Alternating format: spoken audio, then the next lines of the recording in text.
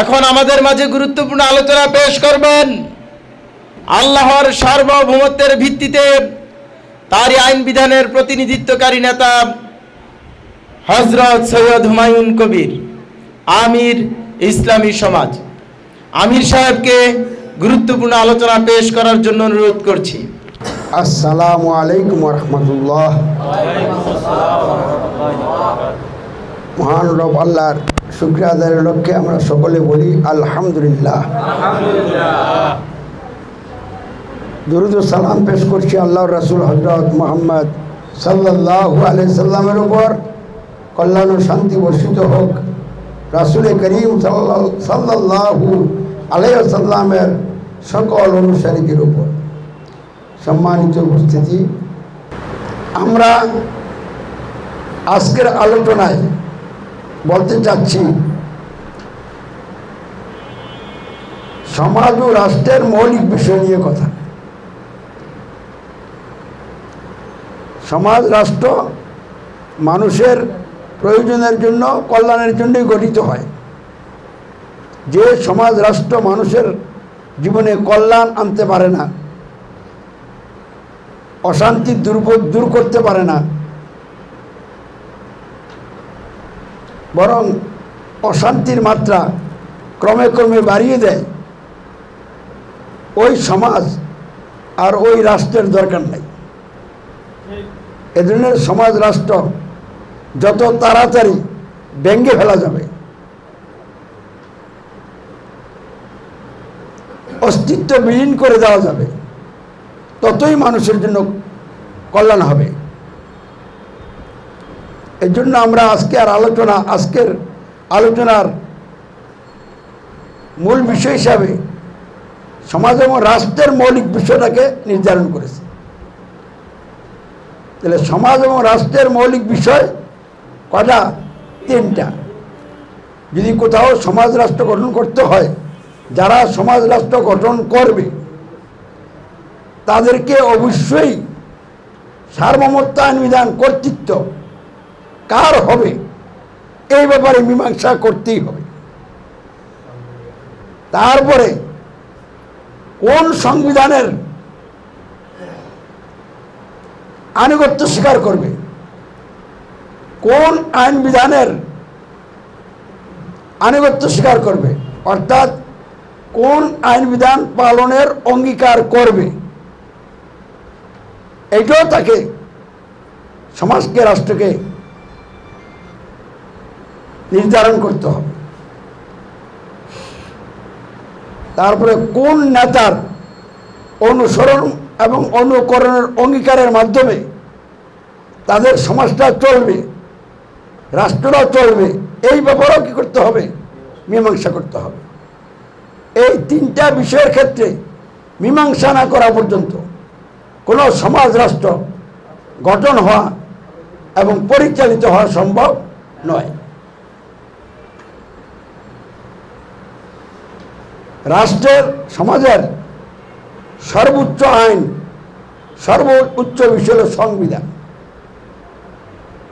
সংবিধান ছাড়া সমাজ রাষ্ট্র গঠন হয় না এবং চলতেও পারে না। যদি কোথাও কোনো সমাজ গঠন করতে হয়, রাষ্ট্র গঠন করতে হয়, তাহলে যারা সমাজ গঠন করবে, রাষ্ট্র গঠন করবে, তাদেরকে প্রথমেই সার্বভৌমত্ব আইন বিধান কর্তৃত্ব এই বিষয়ের মীমাংসা করতে হবে এবং সাথে সাথে সার্বভৌমত্ব আইন বিধান কর্তৃত্ব যার মেনে নেওয়া হলো, তার পক্ষ থেকে যে আইন বিধান রচিত হবে, ওই আইন বিধান পালনের অঙ্গীকারও করতে হবে এবং ওই আইন বিধান পালন করার ক্ষেত্রে ওই আইন বিধানের ভিত্তিতে যারা সমাজ রাষ্ট্রের নেতা হবে, ওই নেতাদের অনুসরণ এবং অনুকরণের অঙ্গীকার করতে হবে। তাহলে ওই মানুষগুলো সমাজবদ্ধ হয়ে গেল, ঐক্যবদ্ধ হয়ে গেল।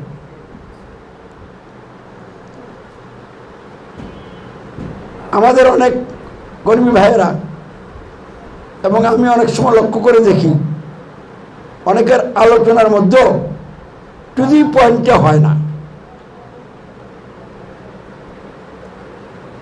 টু দি পয়েন্টে হয় না কেন?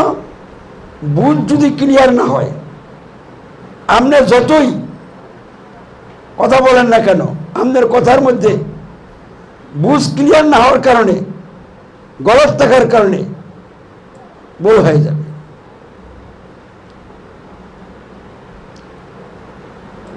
এই সব বিষয়গুলির উৎস আছে একটা, আমরা ওই উৎসটা যতক্ষণ পর্যন্ত না বুঝবো আর ওই উৎসের আলোকে বিশ্লেষণ না করতে পারবো, উপলব্ধি করতে না পারবো, আমরা নিজেরাই সমস্যা হয়ে যাব। দেশের, জাতির, দুনিয়ার মানুষের সমাধান তো পরের কথা, নিজের জীবনেই নিজের সমাধান খুঁজে পাবো না। এজন্য গোড়ার থেকে আমি আসতেছি, ইসলামের মৌলিক বিষয় যে আমরা তিনটা বলি, কেন বলি? আমাদের নিজস্ব কোনো মতে বলার কোনো অধিকার আমাদের নাই। কোরআন এবং সুন্নাহর সহি দলিল না থাকলে আপনার আমার পক্ষে এই কথা বলা কোনো মতেই ঠিক হবে না। ইসলামের মৌলিক বিষয় তিনটা, আমরা এই কথাগুলি কোন বিষয়গুলির ভিত্তিতে বলি? যে আল্লাহর রাসূল হযরত মুহাম্মদ সাল্লাল্লাহু আলাইহি ওয়াসাল্লাম লোকদেরকে তিনটা বিষয়ের দাওয়াত দিয়েছেন এবং অতীতে যত নবী রাসূল দুনিয়া থেকে আল্লাহর পক্ষ থেকে অর্পিত দায়িত্ব পালন করে গেছেন, তাদেরও যাদের জন্য নবী রাসূল মনোনীত হয়েছিলেন তাদের প্রতি দাওয়াত ছিল তিনটি। এক নম্বর দাওয়াত ছিল আল্লাহকে এককভাবে রব গ্রহণ করা এবং এর ঘোষণা দেওয়া।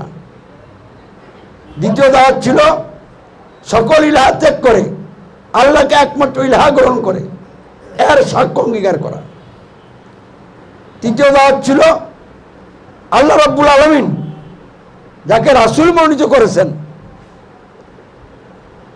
তাকে আল্লাহ রাসূল মেনে নিয়ে তার শর্তহীন আনুগত্য, অনুসরণ, অনুকরণ করা।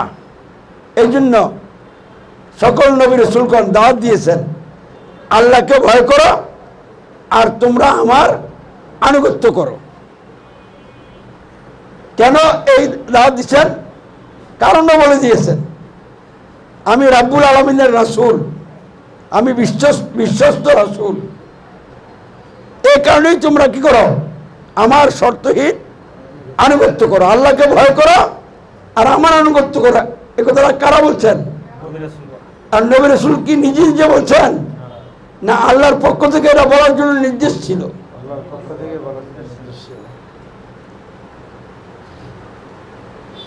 আর সর্বশেষ নবী রাসূল হযরত মুহাম্মদ সাল্লাল্লাহু আলাইহি ওয়াসাল্লামের জীবনের যে ইতিহাস কোরআন এবং সুন্নাহর সহিহ জ্ঞানের ভিত্তিতে যখন আমরা খুব গভীর মনোযোগ সহকারে কোরআন সুন্নাহর জ্ঞান অর্জন করি, অধ্যয়ন করি, তখন আমরা পরিষ্কার দেখতে পাচ্ছি হযরত মুহাম্মদ সাল্লাল্লাহু আলাইহি ওয়াসাল্লাম মক্কার লোকদেরকে সর্বপ্রথম কি বলে দাওয়াত দিয়েছিলেন।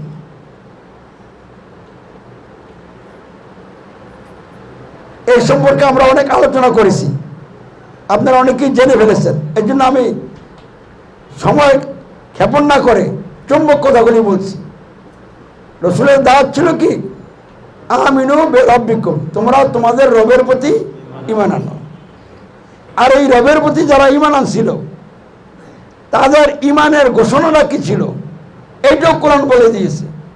ইন্নাল্লাযীনা ক্বালু রাব্বুনাল্লাহ, নিশ্চয় যারা ঘোষণা করিল আল্লাহ আমাদের একমাত্র রব, সুম্মা ইসতাকামু, অতঃপর এর উপরে কি থাকলো? দৃঢ় থাকলো।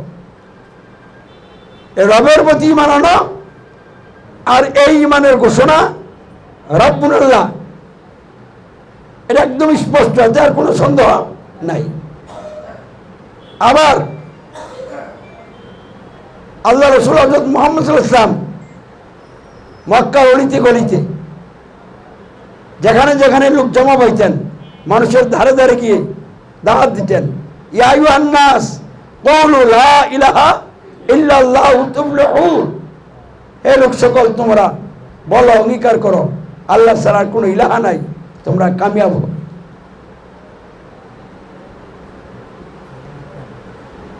তিনি আল্লাহর নির্দেশ অনুযায়ী ঘোষণা করেছেন। আল্লাহ বলছেন, কুল, হে নবী, হে মুহাম্মদ, হে আল্লাহর রাসূল, আপনি বলুন,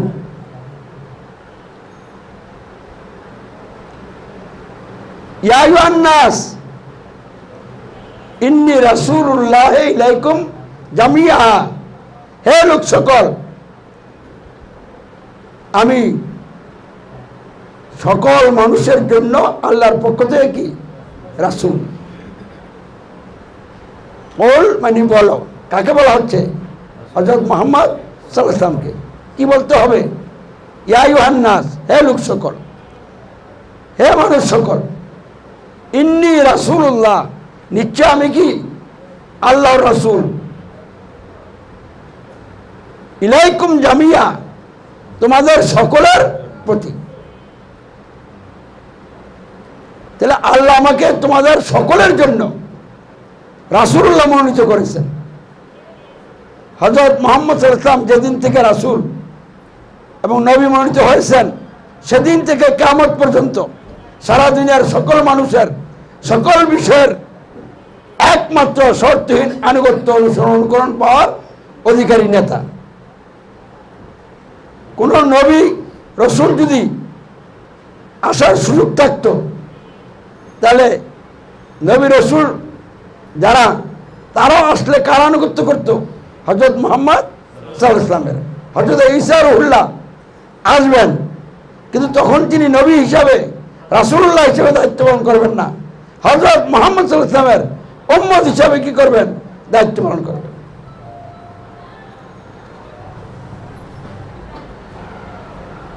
কবরের প্রশ্ন এবং আজান আরো বহু হাদিস থেকে স্পষ্টভাবে সন্দেহ সংশয় ছাড়াই বলা যাচ্ছে, যারা ঈমান এনেছিল, আল্লাহকে এককভাবে গ্রহণ করেছিল, তারা তাদের ঈমানের ঘোষণা দিয়েছিল রব্বুনা আল্লাহ, আর আল্লাহকে একমাত্র ইলাহ গ্রহণ করেছিল, সকল ইলাহ ত্যাগ করেছিল, তাদের সাক্ষ্য অঙ্গীকার ছিল কি? আশহাদু আল্লা ইলাহা ইল্লাল্লাহ। এবং সকল বাতিল তাগুতি নেতাদের আনুগত্য অনুসরণ অনুকরণ ত্যাগ করে, তাদের আনুগত্য অস্বীকার করে জীবনের সকল ক্ষেত্রে হযরত মুহাম্মদ সাল্লাল্লাহু আলাইহি ওয়াসাল্লামের শর্তহীন আনুগত্য অর্থাৎ শর্তহীন অনুসরণ অনুকরণ যারাই গ্রহণ করেছিল, তাদের সাক্ষ্য অঙ্গীকার ছিল কি? আশহাদু আন্না মুহাম্মাদার রাসূলুল্লাহ। তাহলে এই যে রব্বুনা আল্লাহ বা আল্লাহু আকবার, আশহাদু আল্লা ইলাহা ইল্লাল্লাহ এবং আশহাদু আন্না মুহাম্মাদার রাসূলুল্লাহ, এই তিনটা বিষয়কে অস্বীকার করার কোনো সুযোগ নাই। এবং এই যে সিরিয়াল, এটাকেও ব্রেক করার কোনো সুযোগ নাই। এই বিষয়গুলিকে আমরা বুঝে শুনে যখন সামনে নিয়ে আসি, তখন পরিষ্কার হয়ে যায় ইসলামের মৌলিক বিষয় তিনটা। কারণ এই বিষয়গুলি যখন মানুষের সামনে উপস্থাপন করা হয়েছে, গ্রহণ করার জন্য দাওয়াত দেওয়া হয়েছে, যারা গ্রহণ করেছে এবং রব্বুনা আল্লাহ বা আল্লাহু আকবার ঘোষণা দিয়েছে এবং সাক্ষ্য অঙ্গীকার করেছে আশহাদু আল্লা ইলাহা ইল্লাল্লাহ এবং আশহাদু আন্না মুহাম্মাদার রাসূলুল্লাহ, তারাই ঈমানদার মুসলিম হিসাবে আল্লাহর নিকট গ্রহণযোগ্য হয়েছে, স্বীকৃতি লাভ করেছে। আর এই বিষয়গুলি যারা গ্রহণ করে নাই, ঘোষণা সাক্ষ্য অঙ্গীকার দেয় নাই, তারা ইমানদার নয়, মুসলিম নয়, এরা ইসলামের বাইরে জাহিলিয়াতের মধ্যে তাদের অবস্থান ছিল। এই যে তিনটা ইসলামের মৌলিক বিষয়, এই বিষয়গুলিকে সামনে এনেই আমরা অন্যান্য সবগুলিকে বিশ্লেষণ করব। মানব রচিত ব্যবস্থার মধ্যে আমরা তিনটা মৌলিক বিষয় কিভাবে নির্ণয় করলাম, ইসলামের মৌলিক তিনটা বিষয়কে সামনে এনে মানব রচিত ব্যবস্থার মৌলিক তিনটা বিষয় কি করা হলো, নির্ণয় করা হলো।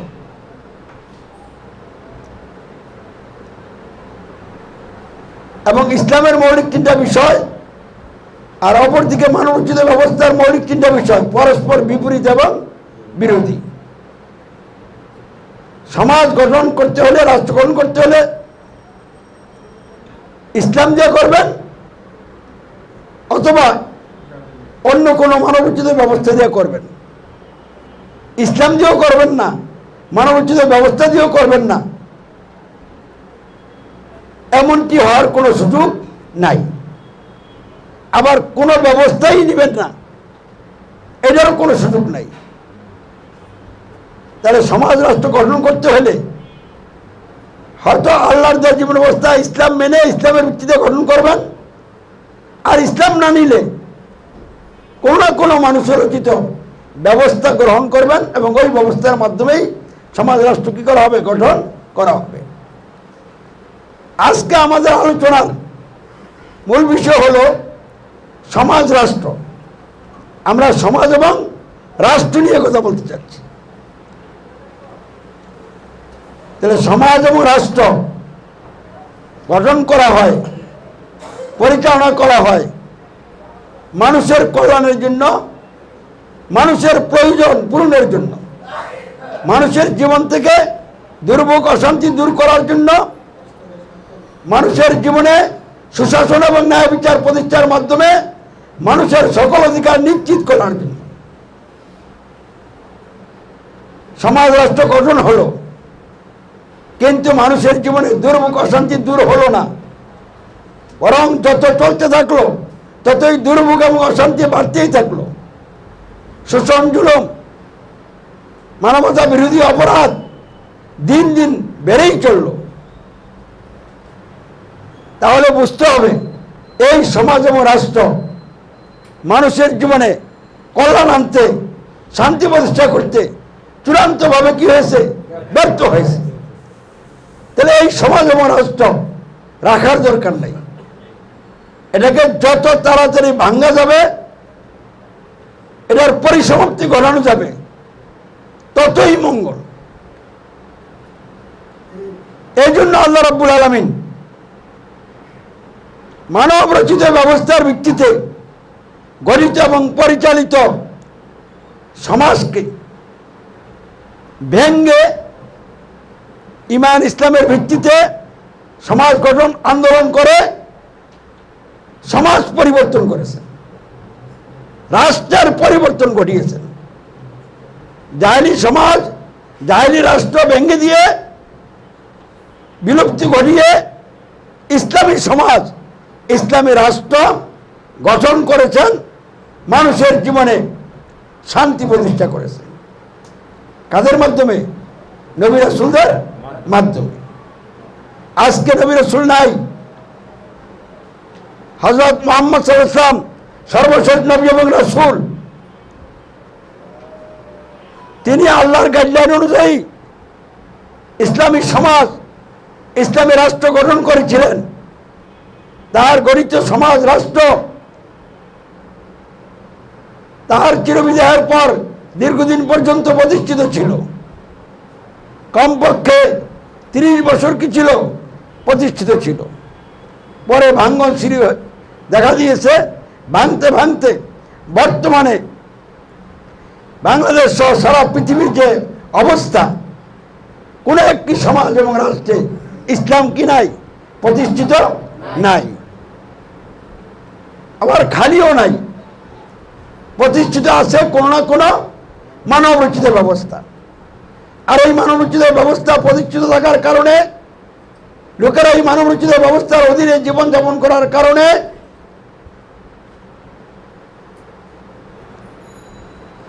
অন্যায় অপরাধ ক্রমে ক্রমে বৃদ্ধি পাইতে পাইতে এখন চূড়ান্ত পর্যায়ে এসে ধ্বংসের দ্বার প্রান্তে দাঁড়িয়েছে। এমন অবস্থায়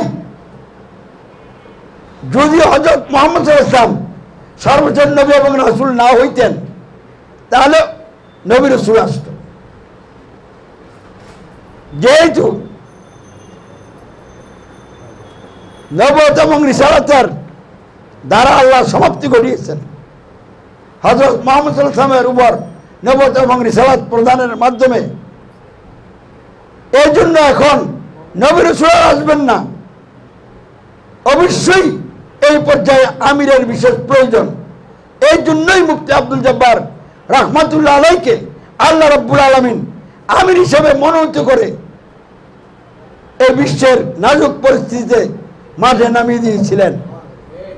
ওই দাওয়াত দিয়ে, যেই দাওয়াত আল্লাহ নবী রাসূলগণ দিয়েছিলেন, সর্বোচ্চ নবী ও রাসূল হযরত মুহাম্মদ সাল্লাল্লাহু আলাইহি ওয়াসাল্লাম লোকদেরকে দিয়েছিলেন, ঠিক সেই দাওয়াত নিয়ে তিনি লোকদের সামনে প্রতিনিয়ত দাওয়াতি কাজ করে করে একটি সমাজ গঠন করে তিনি দুনিয়া থেকে বিদায় হয়ে গেছেন। আমরা দায়িত্ব গ্রহণ করেছি পরামর্শের ভিত্তিতে। অনেকে প্রশ্ন করে না যে আপনাদের আমির কিভাবে আমির হলো?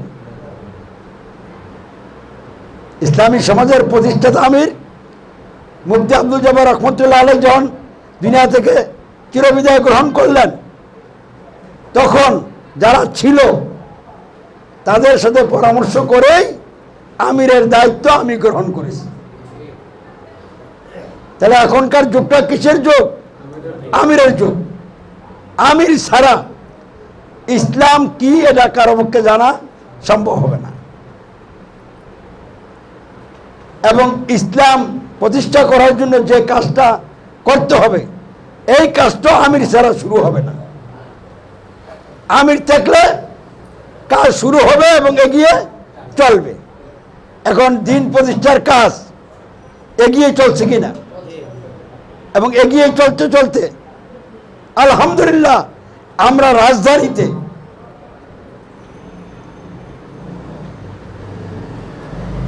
অল্প সময়ের মধ্যেই বেশ কয়েকটা অফিস নিয়ে এবং অফিস কেন্দ্রিক দাওয়াতি কাজ শুরু করে দিয়েছি। মাসিক সভা শুরু হয়ে গেছে।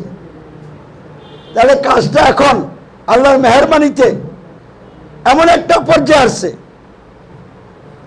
সারা পৃথিবীকে ধাক্কা দেওয়ার জন্য যেই কর্মসূচিটার দরকার ছিল, যেই অবস্থানটা দরকার ছিল, ইসলামী সমাজকে আল্লাহ রাব্বুল আলামিন সেই অবস্থানে নিয়ে আসছেন। বলুন আলহামদুলিল্লাহ।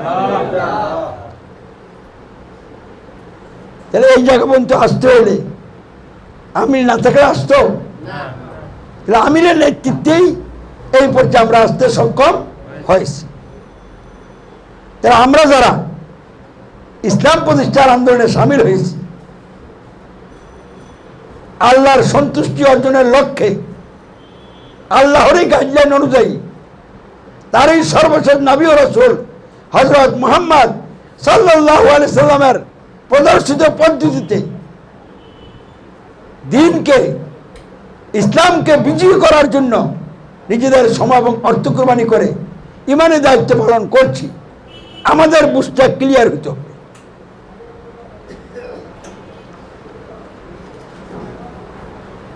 যদি আপনি বলেন ইসলামের দ্বিতীয় মৌলিক বিষয় আল্লাহর আইন বিধান মেনে নিতে হবে, তাহলে কথাটা মারাত্মক ভুল হয়ে গেল। এমন ভুল হলো যে এটা কোনো অবস্থাতেই গ্রহণযোগ্য নয়।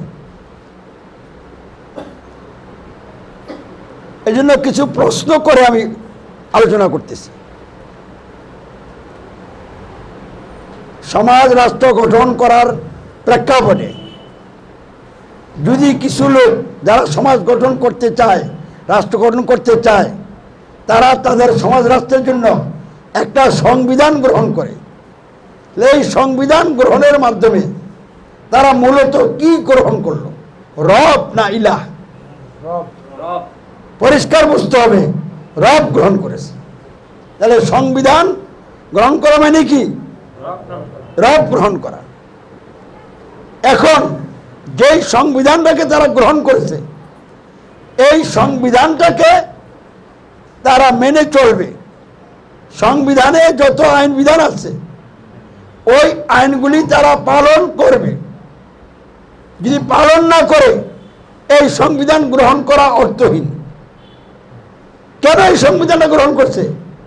ওই সংবিধানের আইন বিধান মোতাবেক চলার জন্য, আইনগুলি পালন করার জন্যই তারা সংবিধান হিসেবে গ্রহণ করেছে।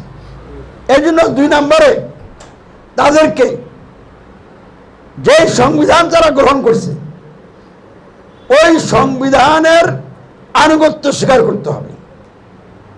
আনুগত্য করতে হবে বলবেন না, আনুগত্য স্বীকার করতে হবে। আনুগত্য আর আনুগত্য স্বীকার, এর মধ্যে আমরা একটা বিরাট পার্থক্য আছে। আর শব্দ যদি কেউ পরিবর্তন করে অন্য শব্দ দিতে চান, উপযুক্ত শব্দ থাকলে দিবেন, কিন্তু বিষয়ের দিক থেকে এদিক সেদিক কিছু হবে না। তাহলে আনুগত্য আর আনুগত্য স্বীকার। আনুগত্য মানে হুকুম পালন, আর আনুগত্য স্বীকার অর্থ হল হুকুম পালনের অঙ্গীকার। তাহলে যারা সংবিধান গ্রহণ করলো, এই সংবিধান গ্রহণের মাধ্যমে রব গ্রহণ করলো, এখন তাদের উপরে দায়িত্ব এবং কর্তব্য হলো এই সংবিধানের বিধিবিধানগুলো পালন করার অঙ্গীকার করা, যাকে আমরা বলছি সংবিধানের আনুগত্য স্বীকার। সংবিধানের আনুগত্য করা না, সংবিধানের কি? আনুগত্য স্বীকার। অর্থাৎ সংবিধানে বর্ণিত সকল আইনগুলি আমি পালন করিব। এটা হলো কি? আইন পালনের অঙ্গীকার। আর এই আইন পালনের অঙ্গীকার থেকে আমরা কি বলছি? আনুগত্য স্বীকার।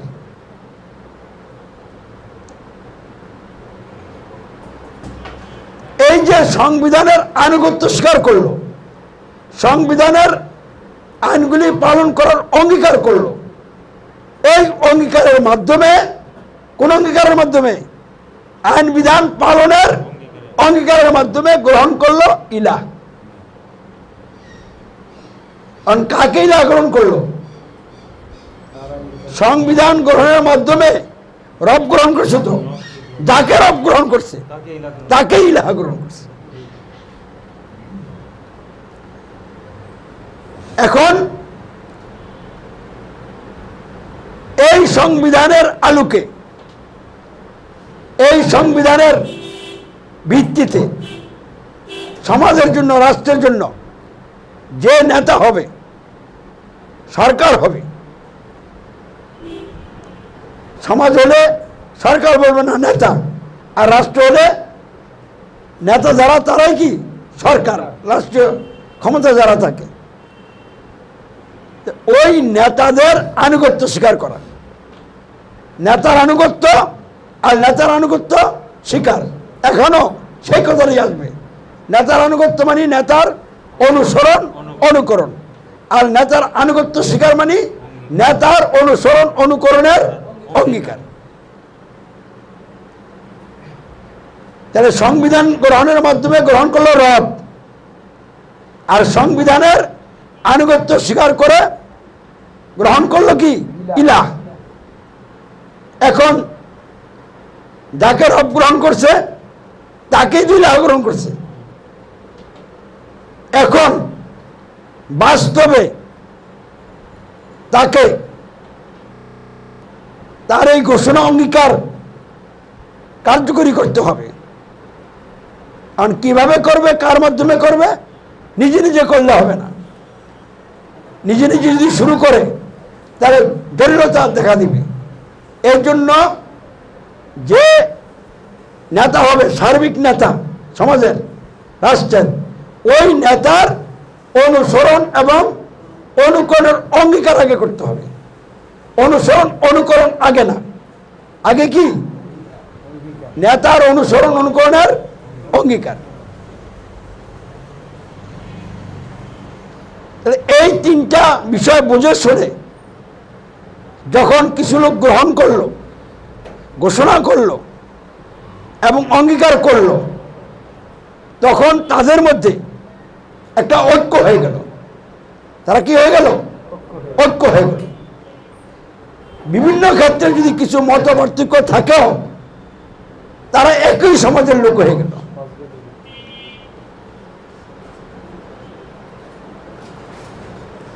আল্লাহর নবীর রাসূলগণ যে সমাজে জন্মগ্রহণ করেছেন, যে সমাজে বড় হয়েছেন, যে সমাজে নবুয়ত এবং রিসালাত লাভ করেছেন, ওই সমাজের লোকেরা সংবিধান মেনে নিয়ে গ্রহণ করে রব গ্রহণ করেছিল। কাকে?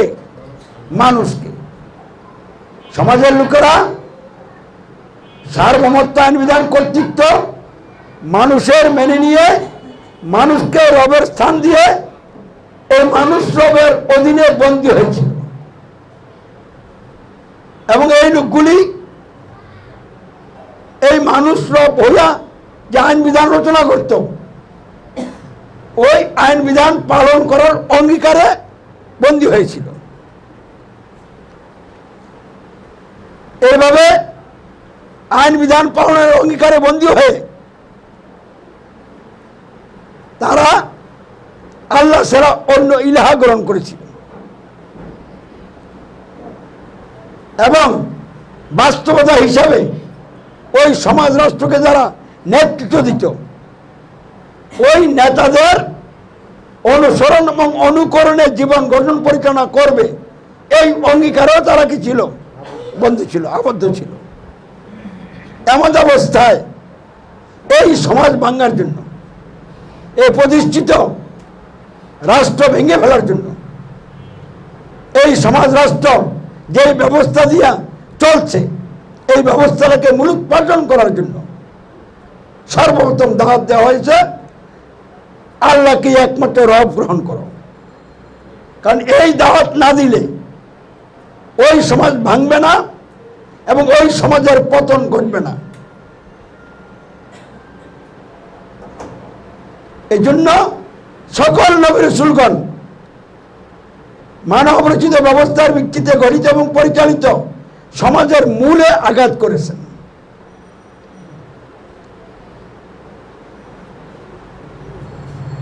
তাহলে সমাজ যদি পরিবর্তন করতে চান, বাংলাদেশ সহ সারা পৃথিবীতে যে অবস্থা বিরাজ করছে, মানবতা বিরোধী অপরাধ ক্রমে ক্রমে বেড়ে চলছে, চরিত্রহীনতা সর্বস্তরে বিস্তার লাভ করেছে, চরিত্র বলতে কিচ্ছু নাই, লুটপাট করে খাও আর অর্থ সম্পদ জমাও,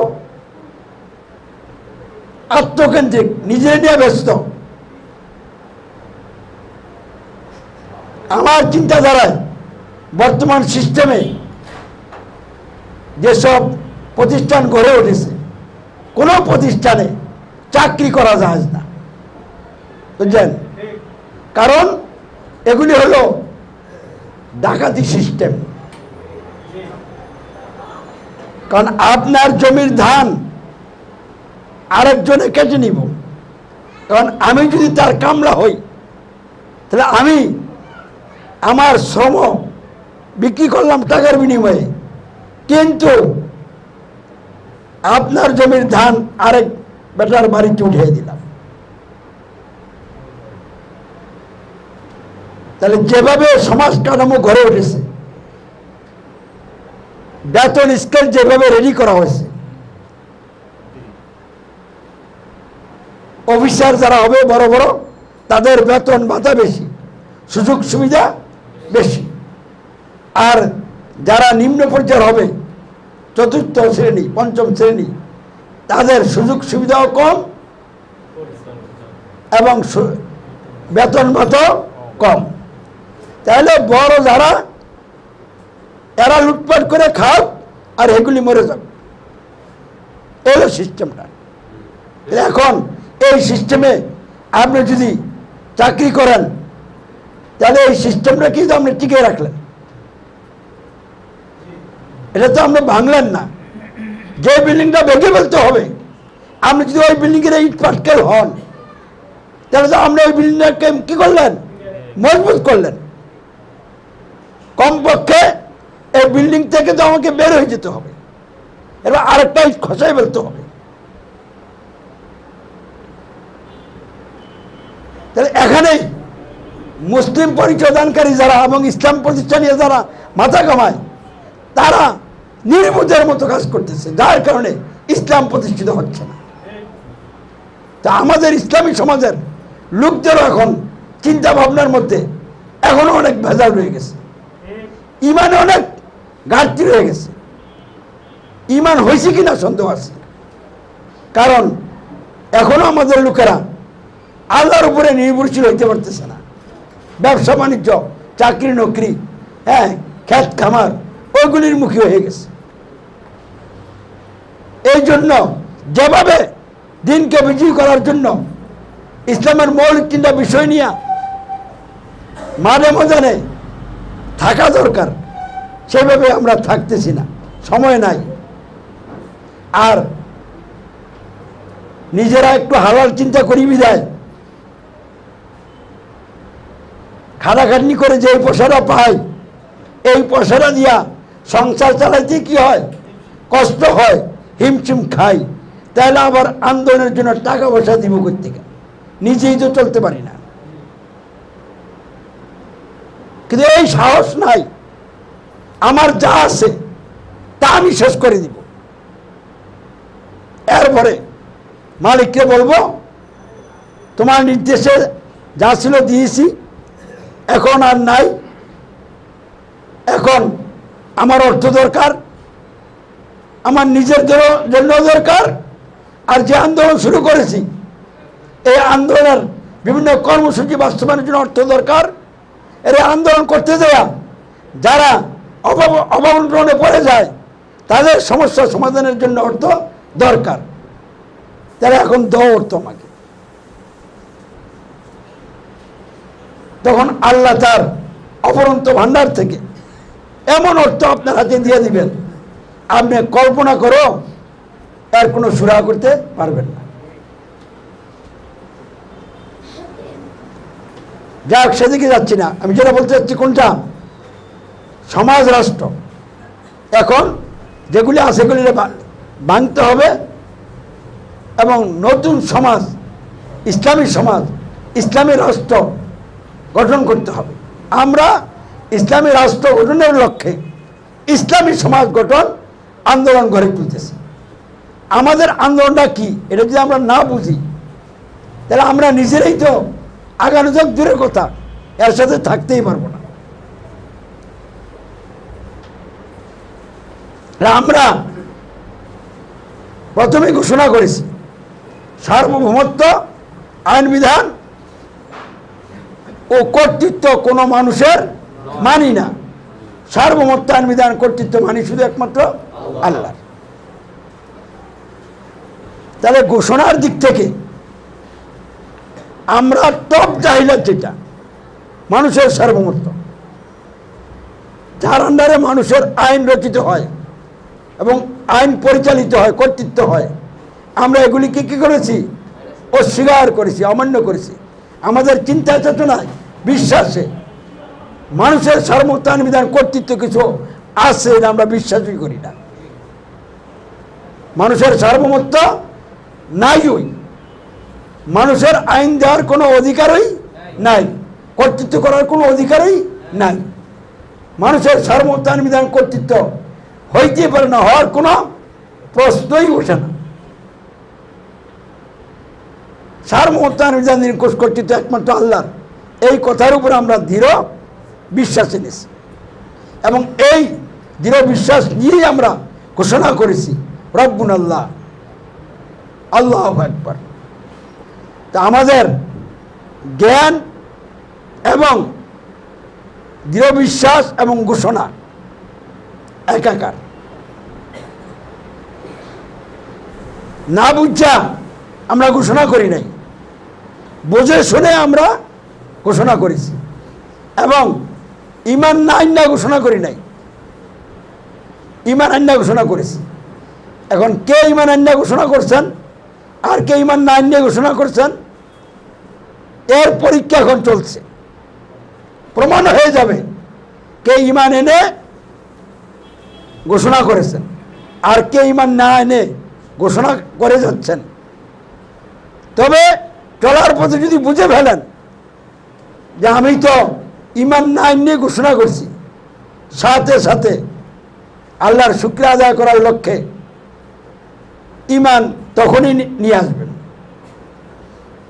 যখন আপনি ধরা পড়বেন যে আমার আজকের বুঝ বলতেছে এতদিন পর্যন্ত আমি ঘোষণা দিয়ে অনেক কাজ করেছি, কিন্তু জ্ঞান বলতেছে আমিও এখনও কি করি নাই, ঈমান আনি নাই, ঘোষণা করছি। তাহলে আজকের থেকে ঘোষণা যেটা করছি তো করছি, ওই ঈমানটা ঠিক ওইভাবে নিয়ে আসবো যেভাবে ঘোষণার সাথে ঈমানটা কি হয়, একাকার হয়। আমরা মানুষের সার্বভৌমত্ব আইন বিধান কর্তৃত্ব এটা অমান্য করছি, অস্বীকার করছি, এর বিরুদ্ধে বিদ্রোহ করছি, কারণ এটা মিথ্যা, এটা সার্বভৌমত্ব নয়। সার্বভৌমত্ব আইন বিধান নিরঙ্কুশ কর্তৃত্ব একমাত্র আল্লাহর দৃঢ় বিশ্বাস আনছি এবং এর ঘোষণা করেছি রব্বুন আল্লাহ, আল্লাহু আকবার। তারপরে দাসত্ব আনুগত্য ঘোষণা একমাত্র আল্লাহ, অন্য কারণ নয়, এটা আমরা দৃঢ়ভাবে বিশ্বাস আনছি। আমাদের আকীদায় বিশ্বাসে কি দাসত্ব কোনো মানুষের হতে পারে না, দাসত্ব পাওয়ার অধিকারী কোনো মানুষ হতে পারে না, কোনো সৃষ্টি হতে পারে না। আনুগত্য পাওয়ার, উপাসনা পাওয়ার অধিকারটা একমাত্র কার, আল্লাহর, আর কারণ নয়। এটার উপর আমরা কি আনছি, দৃঢ় বিশ্বাস আনছি, অতঃপর ঘোষণা করছি, না সাক্ষ্য দিছি, অঙ্গীকার করছি আশহাদু আল্লা ইলাহা ইল্লাল্লাহ। এর মাধ্যমে আমরা কি বলছি, বাংলাদেশ সহ পৃথিবীতে যত সংবিধান আছে এই সংবিধানগুলির আনুগত্য আমরা স্বীকার করি না। এতদিন পর্যন্ত এগুলির আনুগত্যে ছিলাম, এখন ওই আনুগত্য করার অঙ্গীকার ক্যান্সেল করে দিলাম। আর দাসত্ব আনুগত্য উপাসনা একমাত্র আল্লাহর গ্রহণই করছি না, শুধু এটার অঙ্গীকার করছি। আমি আমার জীবনের সকল ক্ষেত্রে দাসত্ব আনুগত্য উপাসনা আল্লাহরই করবো, আর কারো করব না। তাহলে ঘোষণার দিক থেকে দুনিয়ার সকল সংবিধানকে আমরা ত্যাগ করেছি, আল্লাহর দেওয়া সংবিধান আল কোরআনকে আমরা গ্রহণ করেছি এবং সাক্ষ্য অঙ্গীকারের দিক থেকে পৃথিবীর সকল সংবিধানের আনুগত্য করার অঙ্গীকার ক্যান্সেল করে দিয়েছি। আমরা যেহেতু বাংলাদেশের অধিবাসী, বাংলাদেশের সংবিধানের আইনগুলি পালনের যে অঙ্গীকার আমরা ছিলাম, ওই অঙ্গীকার আমরা কি করে দিছি, ক্যান্সেল করে দিয়েছি। অন্য কোনো রাষ্ট্রের সংবিধানের আইন পালন করার অঙ্গীকার করি নাই। বাংলাদেশের সংবিধানের আইন পালন না করার অঙ্গীকার কইরা সৌদি আরবের সংবিধান পালন করার অঙ্গীকার করি নাই। তাহলে আমরা কোন সংবিধানের আইন পালন করার অঙ্গীকার করছি, আল্লাহর দেওয়া সংবিধান আল কোরআনের আইন বিধানগুলি পালন করার অঙ্গীকার করছি। তারপরে মানুষের সার্বভৌমত্ব আইন বিধান কর্তৃত্বের অধীনে যারা মানুষের আইন দেওয়া সমাজ এবং রাষ্ট্রের নেতা হয়ে নেতৃত্ব দিচ্ছে, ওই সকল নেতাদের অনুসরণ এবং অনুকরণের অঙ্গীকারে যে আমরা ছিলাম, আমরা ওই অনুসরণ অনুকরণের অঙ্গীকারকে কী করেছি, ক্যান্সেল করেছি। যে আমরা মানুষের তৈরি আইনের ভিত্তিতে নেতৃত্ব দানকারী কোনো নেতার অনুসরণ অনুকরণ করি না এবং করব না। শর্তহীন অনুসরণ অনুকরণ করবো একমাত্র হযরত মুহাম্মদ সাল্লাল্লাহু আলাইহি ওয়াসাল্লামের। তাহলে সারা দুনিয়ার সকল সংবিধানের বিরুদ্ধে আমরা অবস্থান নিয়েছি। শুধু বিরুদ্ধে অবস্থান নেই নাই, ওই সংবিধানগুলিকে পৃথিবী থেকে মূলোৎপাটন করে আল্লাহর সংবিধান মানুষের জীবনে প্রতিষ্ঠা করার জন্য লোকদেরকে দাওয়াত দিচ্ছি। তাহলে দাওয়াতের মধ্যে কি, যে বিষয়গুলি আমরা গ্রহণ করেছি ওই বিষয়গুলির তো দাওয়াত দিচ্ছি। তাহলে কি দাওয়াত দিচ্ছি? আমি যখন মানুষের সার্বভৌমত্ব বিধান কর্তৃত্ব ত্যাগ করেছি, লোকদেরকে বলতেছি আপনারাও কি করেন, মানুষের সার্বভৌমত্ব বিধান কর্তৃত্ব কি করেন, ত্যাগ করেন, অস্বীকার করেন, অমান্য করেন। আমি যেমন মানুষের তৈরি সংবিধানের আনুগত্য অস্বীকার করেছি, লোকদেরকে আবার এই দাওয়াতই দিচ্ছি। মানুষের তৈরি আইন যারা নেতা নেত্রী তাদের আনুগত্য অস্বীকার আমি করেছি, লোকদেরকে আবার এই অস্বীকার করার জন্য কি দিচ্ছি, দাওয়াত দিচ্ছি। তাদের আনুগত্যের অঙ্গীকার ক্যান্সেল করে দেওয়ার জন্য দাওয়াত দিচ্ছি। সার্বভৌমত্ব আইন বিধান কর্তৃত্ব আমি আল্লাহর গ্রহণ করেছি, লোকদেরকে আল্লাহর সার্বভৌমত্ব আইন বিধান কর্তৃত্ব গ্রহণের জন্য দাওয়াত দিচ্ছি। দাসত্ব আনুগত্য বসনা একমাত্র আল্লাহর গ্রহণ করেছি, লোকদেরকেও দাসত্ব আনুগত্য বসনা একমাত্র আল্লাহর গ্রহণের দাওয়াত দিচ্ছি। এবং লোকদেরকেও শর্তহীনভাবে রাসূল মুহাম্মদ সাল্লাল্লাহু আলাইহি ওয়াসাল্লামের অনুসরণ অনুকরণ গ্রহণ করার দাওয়াত দিচ্ছি। এবং এই দাওয়াত যারাই গ্রহণ করতেছে তাদেরকে আমরা ঘোষণা এবং সাক্ষ্য অঙ্গীকার করাচ্ছি।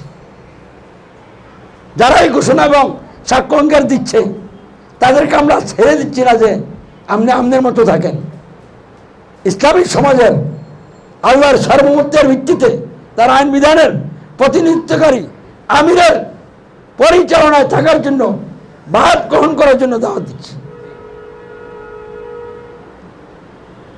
আমিও বায়াত গ্রহণ করেছি, আর লোকদেরকেও কি বায়াত গ্রহণের দাওয়াত দিচ্ছি। এভাবে দাওয়াতের মাধ্যমে যে সমাজটা গঠিত হইতেছে, এই সমাজের আমির এবং যারা সদস্যা মামুর সকলেই পৃথিবীর সকল প্রকার মানবরচিত ব্যবস্থার ভিত্তিতে গঠিত সকল সংবিধানকে অস্বীকার এবং অমান্য করে একমাত্র আল কোরআনকে সংবিধান হিসেবে গ্রহণ করে আমরা এগিয়ে চলছি। এই কথাটা আমাদের বুঝতে হবে এবং ঈমান চরিত্র নীতি আদর্শ দিয়া বাস্তব ফিল্ডে সমর্থ কুরবানি করে চূড়ান্ত ত্যাগের মাধ্যমে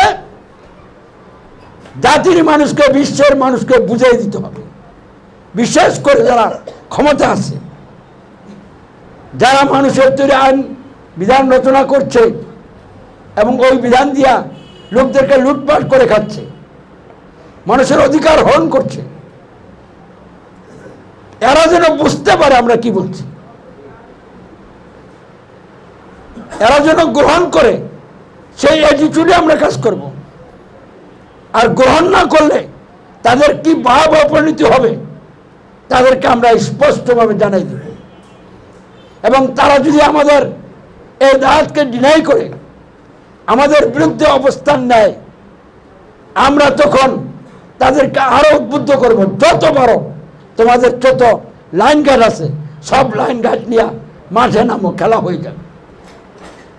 চাই না আমরা তোমরা এই আন্দোলনের বিরুদ্ধে অবস্থান নিয়ে ধ্বংস হও, তারপরে যখন ওই ধ্বংসের পথে নিচ্ছ, আমাদেরকে নিচ্ছিন্ন করার পরিকল্পনা গ্রহণ করছো, নামো মাঠে, আমরা মাঠে আছি।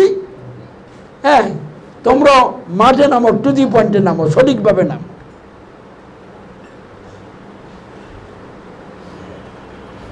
আমাদের জন্য আমাদের রবই যথেষ্ট। তাহলে রবের পথে তো আসবে, অন্যথায় রবের চূড়ান্ত পাকড়াও করে ধ্বংস হবে। এবং এই জায়গায় নেওয়ার জন্য আমাদের কাজ হলো মূল, আমরা কাজ না করলে ওই জায়গায় যাবে না। তাহলে সমাজ পরিবর্তনের জন্যই আল্লাহ রাব্বুল আলামিন যুগে যুগে নবী রাসূল পাঠিয়েছেন এবং ওহীর মাধ্যমে বিধান পাঠিয়েছেন। সর্বশেষ হযরত মুহাম্মদ সাল্লাল্লাহু আলাইহি ওয়াসাল্লামকে নবী রাসূল মনোনীত করে, তার উপরে মহাগ্রন্থ আল কোরআন অবতীর্ণ করে, পবিত্র আল কোরআন অবতীর্ণ করে একদল ইমানদার সৎকর্মশীল চরিত্রবান লোক তৈরি করে জাহেলি সমাজ ভেঙ্গে, জাহেলি রাষ্ট্র ভেঙ্গে চুরমার করে দিয়ে ইসলামী সমাজ এবং রাষ্ট্র গঠন করেছিলেন। এখন সেই রসুলের প্রতিষ্ঠিত সমাজ রাষ্ট্র দুনিয়ার কোথাও নাই। আবার রাসূল মুহাম্মদ ইসলামের অনুকরণে ইসলামী সমাজ এবং রাষ্ট্র গঠন করতে হবে। প্রতিষ্ঠিত সকল সমাজ রাষ্ট্র মূলোৎপাটন করতে হবে। এই জন্য আমরা কোনো বিশেষ দেশকে টার্গেট করে কাজ করছি না, সারা পৃথিবীর সকল মানুষকে টার্গেট করে আমরা কাজ শুরু করেছি। তবে শুরু করতে হয় এক জায়গা থেকে। যদি বাংলাদেশে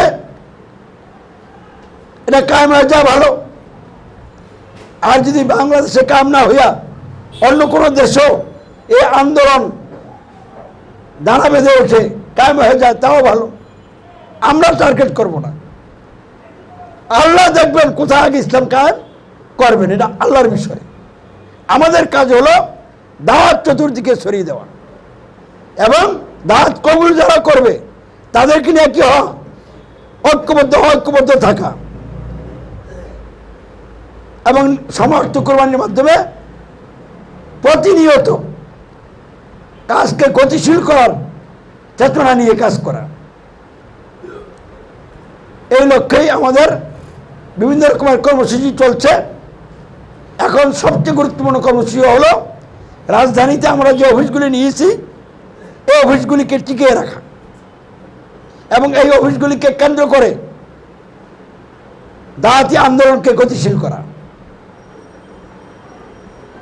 তাহলে সময় এবং অর্থ এই কাজের জন্য অন্য জায়গা থেকে কার্যাল করে এখানে দিতে হবে।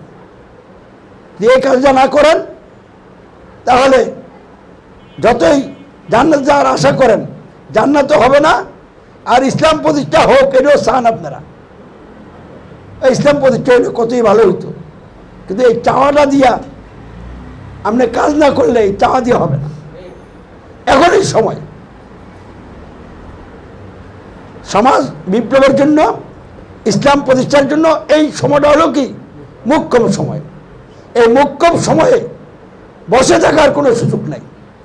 দুনিয়ার চাকচিক ভোগবিলাস আরামাস দিয়ে ভাববার কোনো সুযোগ নাই। এগুলি একদিকে রেখেছেন, রেখে দিয়ে দিনকে বিজয়ী করার জন্য 6 মাস 1 বছর সর্বোচ্চ 2 বছর এর মধ্যেই যেন একটা চূড়ান্ত ফলাফল আল্লাহর তরফ থেকে এসে যায়, সেই লক্ষ্যে আমাদেরকে কাজ করতে হবে। আলহামদুলিল্লাহ আমি সেই লক্ষ্যে কাজ করতেছি। গলা ভাঙতেছে আবার গলা ঠিক হইতেছে।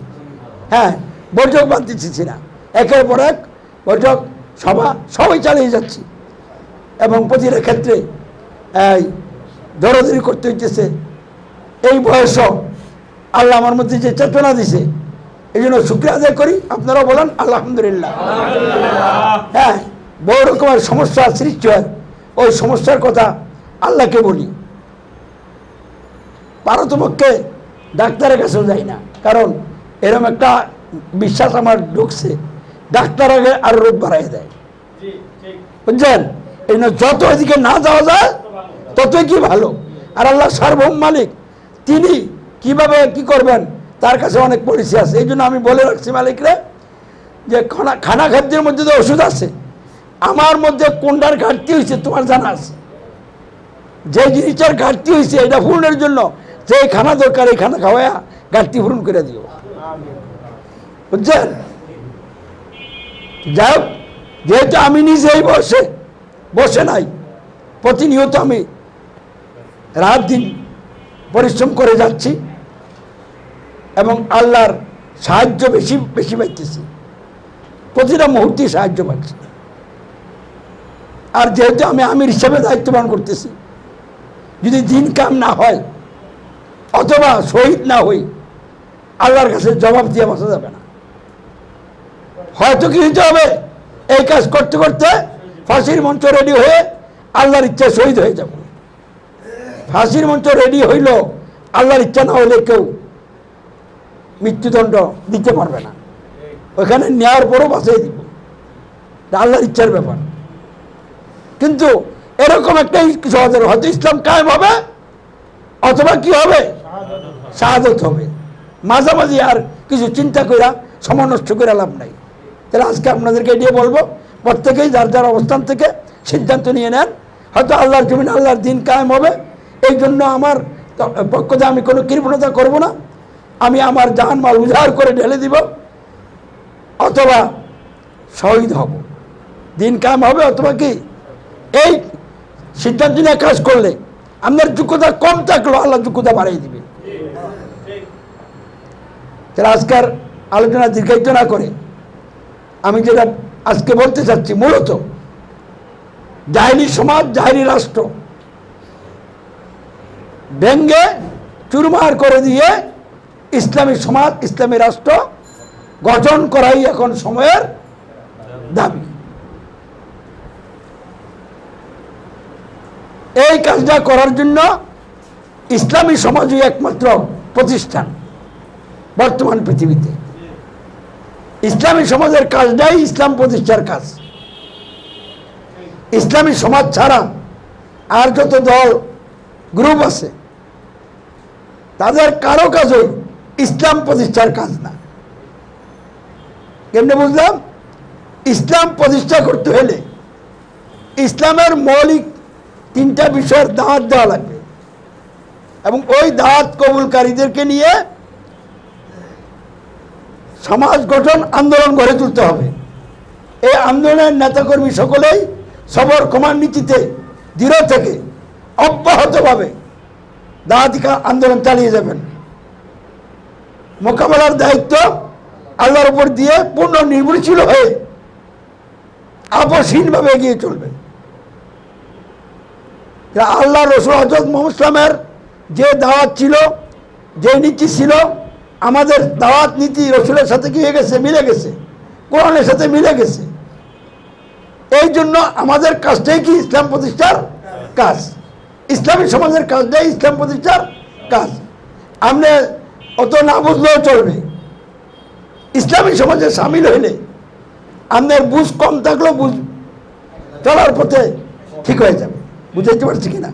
এই জন্য এখন লোকদেরকে যত বেশি ইসলামী সমাজে সামিল করানো যাবে এবং ইসলামী সমাজের আন্দোলনের সাথে মার্চ করানো যাবে, ততই দিন প্রতিষ্ঠার কাজটা ত্বরান্বিত হবে। এবং সামনে একটা মুখ্যম পয়েন্ট, টার্নিং পয়েন্ট রাখতে হবে।